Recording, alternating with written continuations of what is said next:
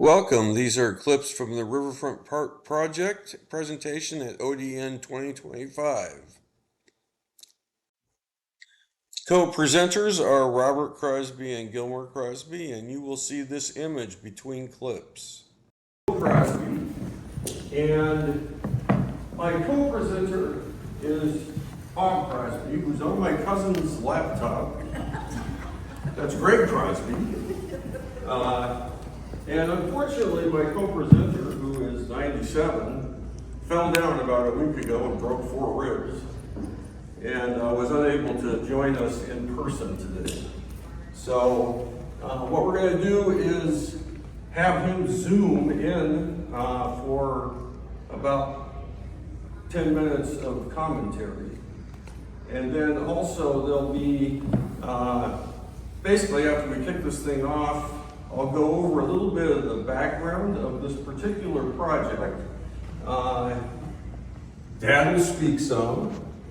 You'll have a chance to talk to each other for a few minutes. And then we'll just have an open conversation, at which point you can ask Dad questions, or you can say things to me, or talk to each other. So that's the basic process. So, getting all this IT stuff together has been exciting. So is I. Dad first was in a tea group in 1953. So 7 years after Kurt Lewin passed away, 6 years after the tea group was accidentally invented at the Connecticut State Workshop. And so he became enchanted with that, and got to know Lewin's inner circle, especially Ron Lippett mentored him for decades. And so we have a history that flows all the way back to that. And the essence of the change work is to have the people who are facing challenges come up with their own solutions. That's what Lewin showed over and over in his research. Now, there are important elements to any change effort. And we think one of those is that you work with the authority structure that exists. So Lewin was very much a believer that authority is not good or bad, it's simply a human dynamic. And actually, the democracy in Germany, one of the flaws of it, in Lewin's mind, was that there was too much freedom. The idea was that anything goes, anyone can say anything. And that gave rise to anti-democratic elements in that culture. And I think we have some of that tendency here today. So it's not the absence of, the absence of authority is at least as big a dilemma as having authority that's too rigid. And so in change work, it's important to bring everybody in, and that includes the authority structure. And we call that the macro dimension.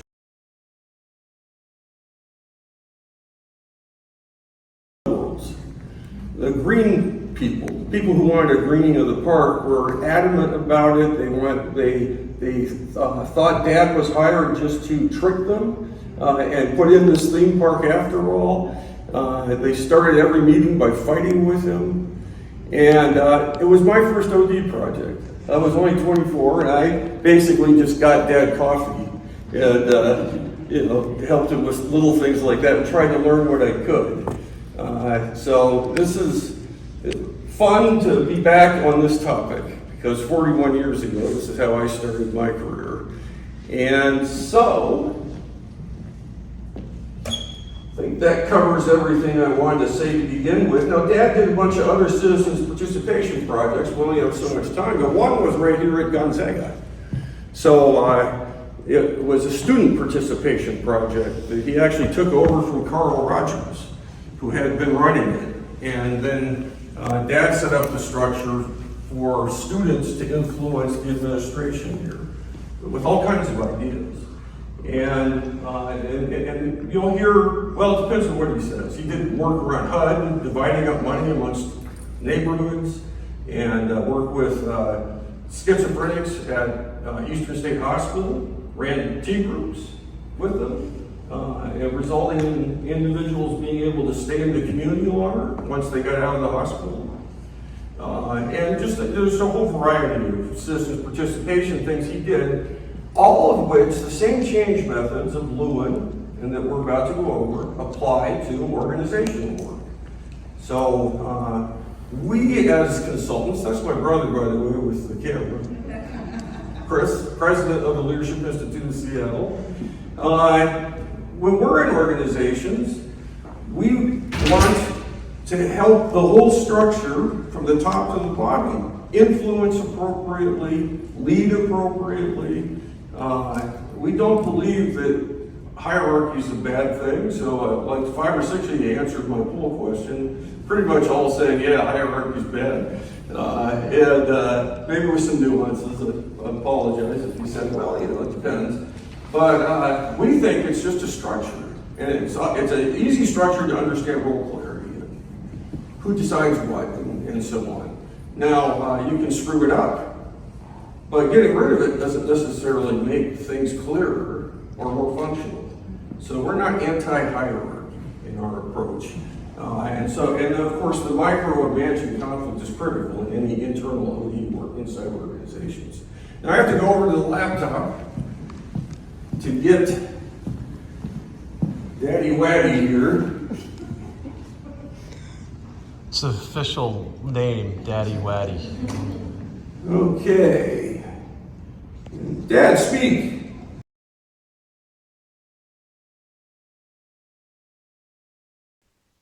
First of all, I want to thank Rick Bonino because of his brilliant writing in '84. A young man then, he's in his 70s now, but he wrote descriptively. So if you read anything he wrote, which he's provided for us from the front pages of the Spokesman Review, then what you're going to get is a description of the meetings. You're not going to get his opinion of the meetings, but he was a true writer. He wrote, you could read and you knew what happened. If there was conflict, you knew who it was between. One other writer came in one night as a substitute, and all you got from him was his opinion of the meeting, but you didn't know what happened. But Rick Bonito was a genius. Now, in this, Rick says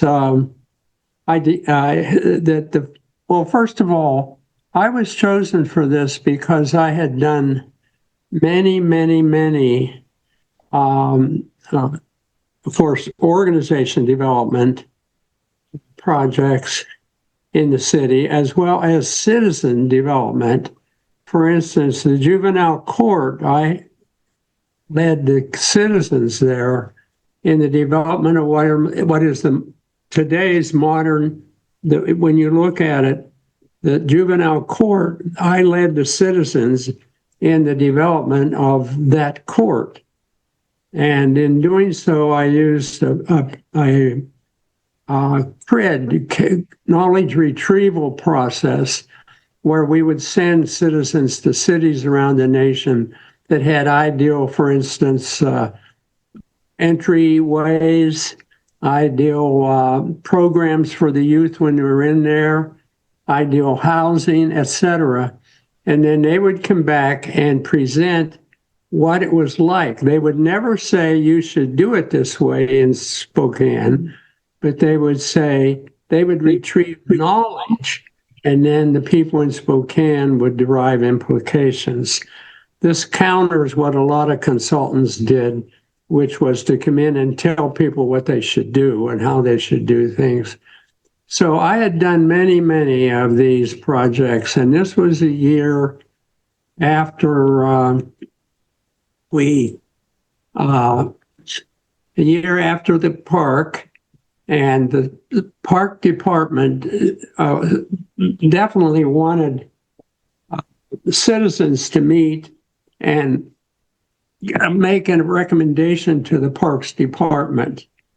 So this was unusual in that, well, first of all, I am an OD man. I was trained by the colleague of Kurt Lewin. Kurt Levine was the founder of social psych. He invented the T group. If any of you are consultants, you've surely been to a T group. If you haven't, then the consulting work you're doing isn't OD. It's something else. So as Edgar Schein said to his son Peter, as he said to his son Peter, if you're going to work with me on, and Edgar Schein was a great friend of mine, you can get my article, Edgar, Dinner with Edgar, that I wrote after he died. You can get it from Chris. Ask Chris for it. Yeah. It's at the Leo's booth, Dinner with Edgar. You can get it free there. Okay. And also there's a piece, OD is simple. OD is simple. It's very simple. People try to make it complex, but it's very simple. You're simply going to, as in Gil's current book, Gil, what's the title of that current book? Leadership in the Frontline Workforce. Yes, the frontline workforce. In OD, what you're after is the person contracting you says, I want to know not only what the people are thinking, but I want to know what they would do. And so you do, it's action research, and you do it with the top of the company and you drive it down through the company. That's OD. It's very simple. And again, my piece is called OD is Simple. And I learned it from Goodwin Watson, who is was a colleague of Kurt Lewin. And I learned it from Ronald Lippert for 30 years. He was my mentor.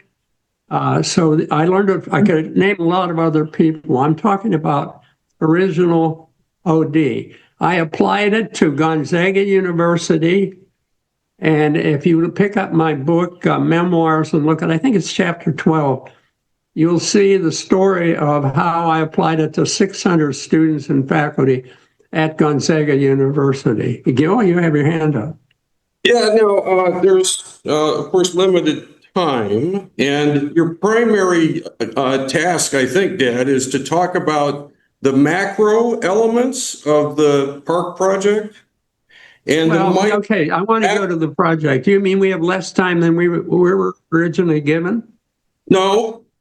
Okay. So time flies. So yeah, okay. So what I want you to do, Gil, in working the, I tried to say these other things to give you a background for who I am and what I've done and why I was chosen by the park department and who chose me. The park department chose me. And I was pushed into that by, I would call the liberals. I'll get back to that.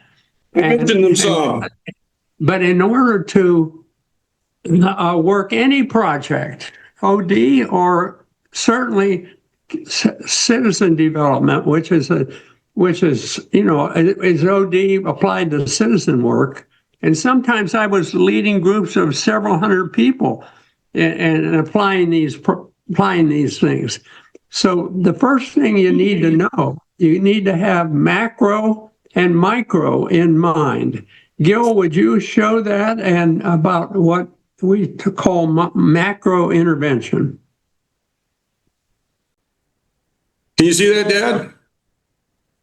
I see macro, authority structure, decision-making, group dynamics.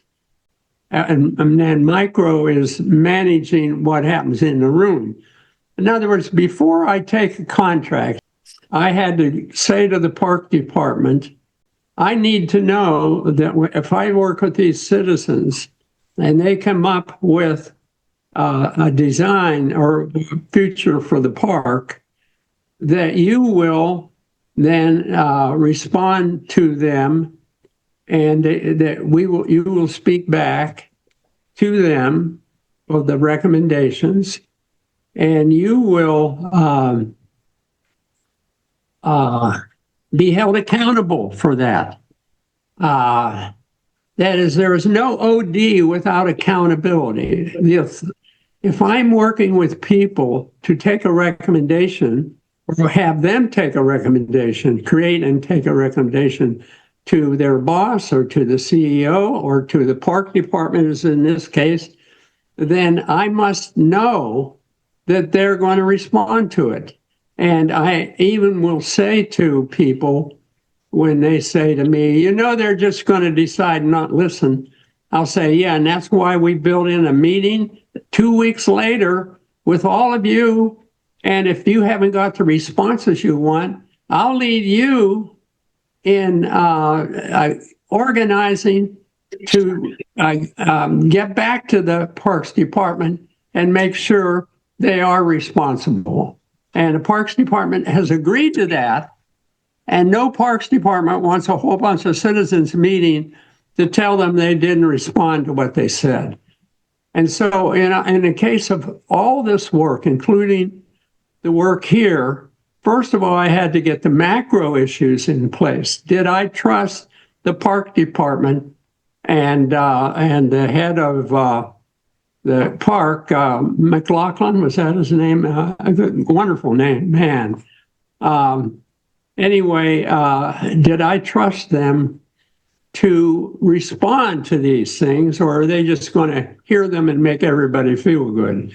If I had that trust, then I could move ahead with the project. If I didn't, then it was immoral for me to take the project.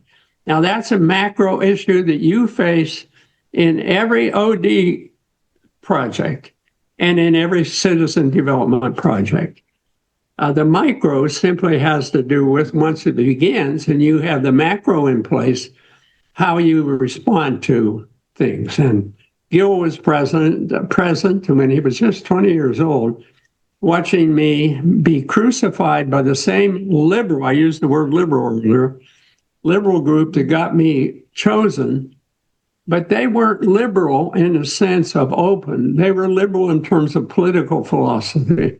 They thought I had the same political philosophy, and they therefore thought that I would do what they wanted, so we fought all the time, and I made it really clear, I am reporting to the park department, not to you liberals. And that was the fight that started. Go ahead, Gil. Yeah, so the micro then, at least the example of it, is that you, at the beginning of every meeting, would let people speak. And I've got some of your quotes here. Now, this is from the HUD project that you worked on, but somebody said,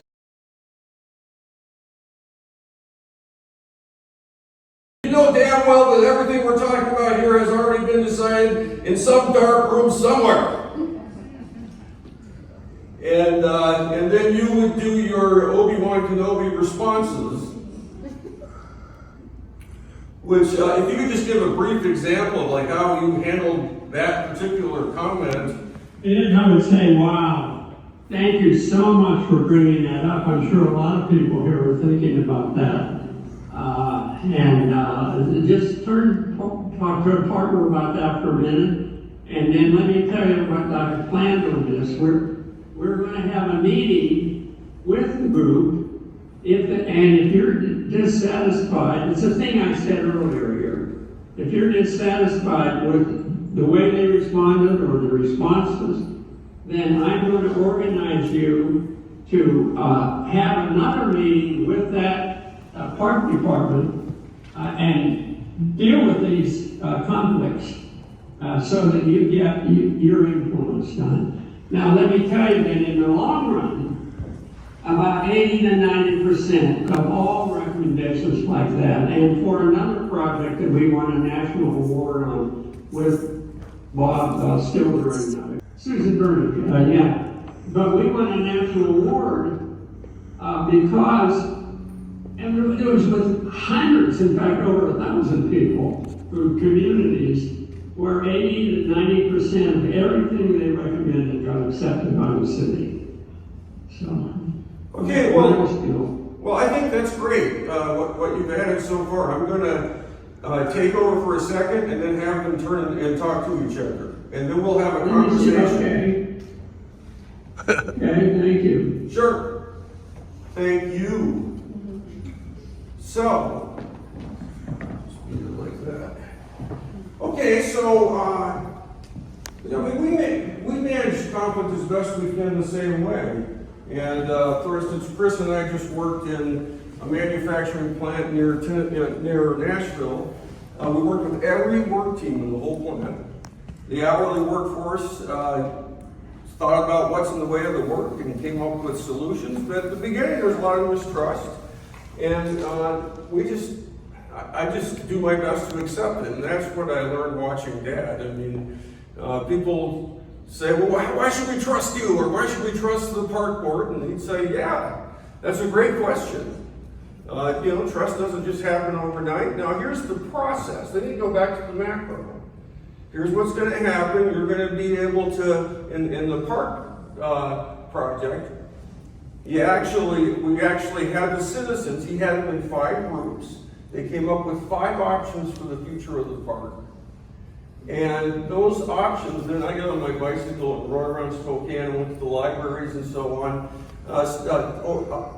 6,000, that's what I think the figure was, about 6,000 citizens voted. It was a non-binding vote, but 6,000 citizens got to vote in schools, and it was on public television, and there was just various ways that if you wanted to, you could vote on the future of the park. And then that data went to the park board. And it turned out to be a middle solution that won. I kind of like the theme park idea. I was young and I thought, well, that would grow Spokane. But anyway, it was a middle solution that won that you have here today. It's still pretty much the same. Basically, the park is the same today as it was Yeah, years it's ago. a mix. There's a little bit of stuff. It's a lot of green. So it was a sort of a compromise solution. Something that happens in functioning democracies. So, just try and talk about this macro, working with the authority structure, having a decision process, the micro, not taking it personally when people think you're the enemy, and working with them to respectfully listen and then move the process along. Just talk about whatever you're making out with the people next to you, the people at your table. What sense do you make out of that? And then we'll get Dad back on and have a conversation to finish this.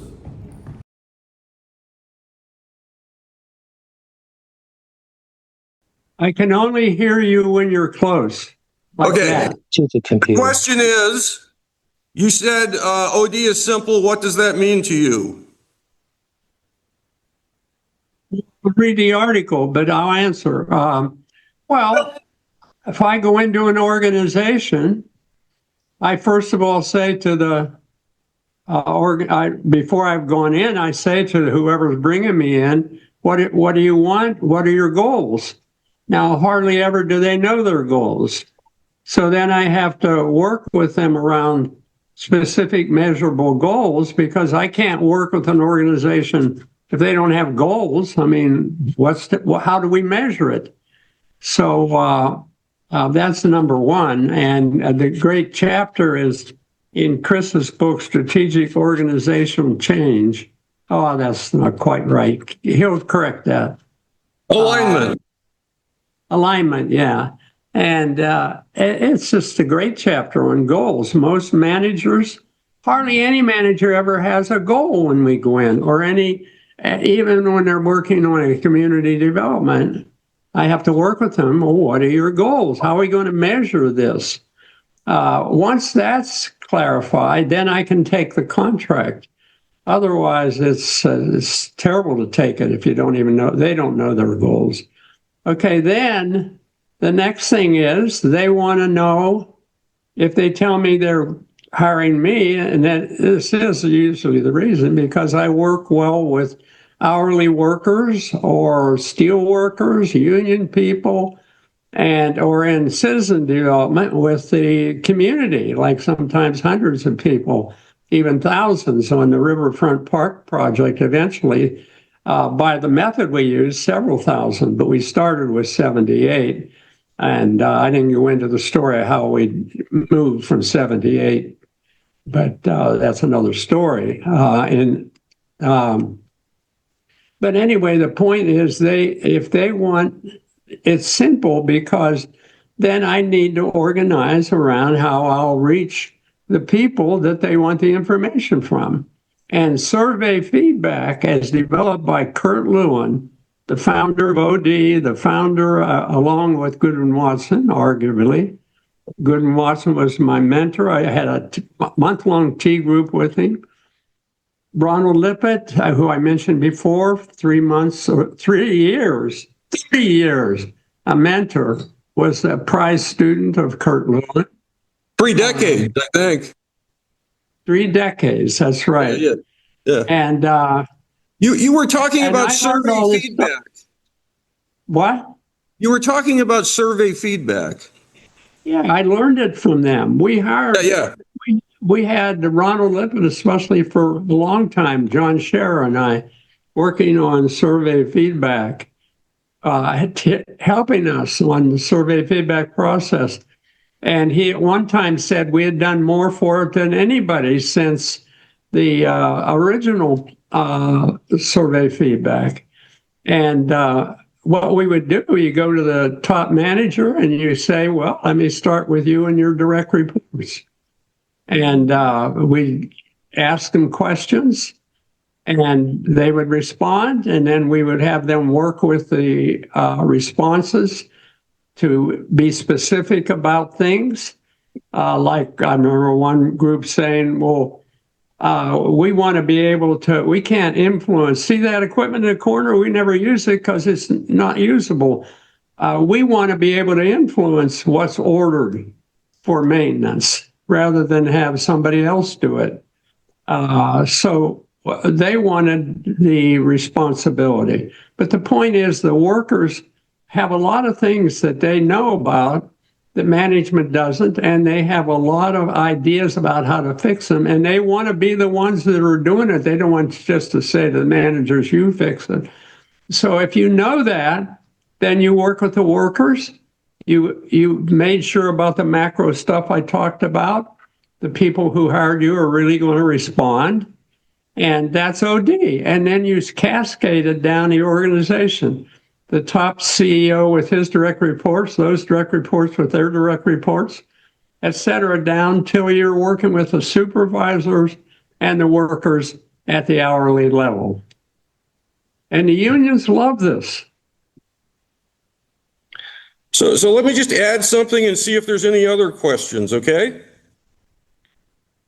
Go ahead. Good? Okay. So when we work with surveys, and this is how it was in the beginning, the people who actually fill the thing out are the ones that interpret the data. So we only work with surveys when the work team that filled it out can actually look at their own data and talk about amongst themselves, what's this mean and what can we do to improve things or to address things. We do not interpret the data for the people. We don't want the management just to interpret it. We want to use it when we use it. We don't always use surveys, but we want to use surveys as a tool for dialogue and action research by the people in the organization at every level. So, well, what else? What else is? What was it like for him to work with Ron Lippett? What did he learn from Ron? What did you learn from Ron Lippett? What was it like working with him? For 3 decades, what did I learn? Well, for one thing earlier, I did mention the T group, and he was a constant. I watched him lead a T group. He was a constant coach about the T group, which of course, if you've had a T group with Gil and Chris, then you know the kind of training that we're talking about. T means training, basic skills training group translated to T group. And it really meant social processes, sensitivity to social processes and to emotionality and to social, and it was almost always applied around social justice issues, as it was in Connecticut with Kurt Lewin when he invented it. I learned a lot over time from him about that, but he certainly was strong about action research. and which meant the very things we've been talking about that Gil just illustrated. And as opposed to other companies, I'm going to say the Boston company, but let me just say there were a lot of professional consulting firms, but they would go in, they would interview people, and then they would make recommendations. I mean, they didn't find out from the people specifics. I know because some of them, I got hired by one of them. I came in and it was, from my standpoint, a disaster. The people who they were working for only got recommendations from the professional consulting group, but they did not get those recommendations after they were made specific by the people. So the professional firm was making a lot of money interviewing people and making recommendations, but the people that really could help them were people who would go in as consultants, interview people, do all the things Gil said, and get specifics and help them develop recommendations and turn those recommendations into actions and talk about which actions the workers themselves wanted to do, wanted responsibility for, and support from the management for, or the city, or whoever was their sponsor, the key person hiring. Did I answer the question? I don't even know. Yeah, you did great. You did great. And so we want those macro elements in place. We don't want to go into a group at the bottom of an organization and just try to encourage them to emergently change the organization. We want the authority structure as high up as it is. We'll work with everyone beneath the leaders who are willing to lead a change.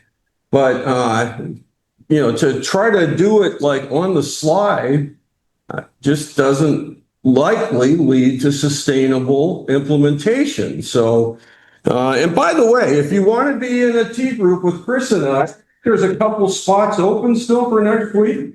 You can come to Seattle next week. We got a T group workshop all week going.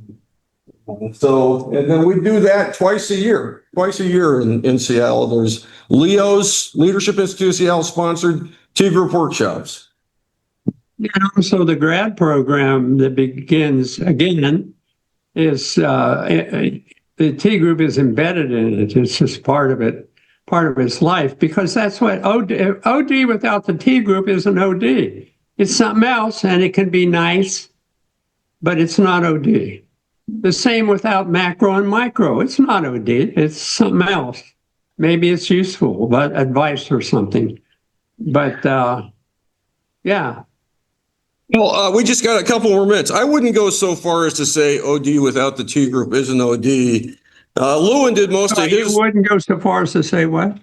OD without the T group isn't OD. I wouldn't go that far. Lewin invented.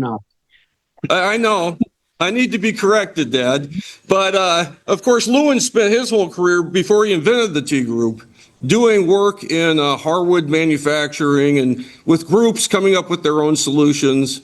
And that was OD, I think, even though he didn't call it that. So, Gil, do you mean that that management there didn't agree with these things? No, the management agreed, but they didn't use T group methodology in those change efforts. Right. You can do survey feedback without the T group.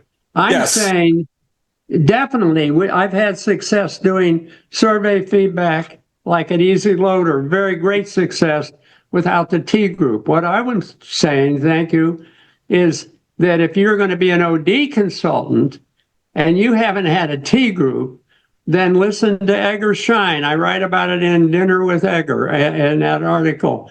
He would not have his son work on even humble consulting, which was a great thing of his, a marvelous man. But he said his son Peter could not work with him until he had a T group. The same thing McGregor had told his employee named Edgar Schein. You can't do this work here unless you have a T group. Well, Edgar Schein had that history that, oh my God, when I got in the T group, I realized why. And I think That's at what I first he meant to said, say. I think at first Eggershine said, well, I don't need some kind of development. I can't understand you. I think at first Eggershine said, I don't need this thing. I'm already a highly Oh, yeah, skilled right. He professional. did. He opposed it, but McGregor Right. said, sorry, if you're going to work with me, you do a T group. Yep. Okay, well, look, that is the end of, like, we've got 90 seconds. Is there anything else for anybody? Here's a question. How do you deal with that resistance? Because I tell them that it would really be best if we start at the top, right? And then the change would impact the whole organization and not just your department. So how do you deal with that resistance when you get that? Can you hear me, Dad? No, Well, in the interest of time, I'll just give my answer, which is I will work with a group as long as they know that, and this is rare, but I've done this, they're sort of doing their group development for their own sake. But how do they get sponsorship from above for something broader? That's tough. And they certainly need to have good use of self skills. They need to be willing to speak to authority and so on. And there's risks involved and all that. So that's complicated. But usually it doesn't work that way, that someone down below convinces the chain of command to really go in a different direction. So I just think it's an unlikely scenario, really, to influence a bunch of layers above. Some are better at influencing than others, but certainly I would want to be clear with them right away about the dilemmas they're facing if they want to influence beyond their own span of control, basically, which is a thing. Okay, well, we're 1 minute overtime. How about a round of applause for Dad? I don't know if you'll be able to hear it. Hey, Dad! thank you very much. I wish you could all see Greg. It says Greg, I know, but he looks so much like me that I'm not surprised that the AI got mixed up and called him Greg. Your head in here, Greg. Stick your head in the screen for a second. On the screen here. No, not your hand, your head. This is our cousin Greg. Hello, welcome. Good to see you all. Drip cycle therapy. He was going to be in here with us, but he ended up being the tech guy on that end. Thank you, Greg. Hey, You're welcome, tell Bill. people that if they want to turn it around, if any of you want to sometime come out here to Vineyard Park Retirement Center. I'm 97. I'm still planning to stick around for a little while. I'd love to have you come out. We can sit in the lobby and talk about whatever you want to talk about. And, we wouldn't have to have these machines. Okay, so you're all welcome. I'm coming. Vineyard Park. Carol Gorick wants to come and There's Chris. Okay, that is it. Thank you. Okay. We did it. Hi, thanks for watching the video. The following slides are the ones I created for this presentation, although I only used the opening slide and the macro micro slide.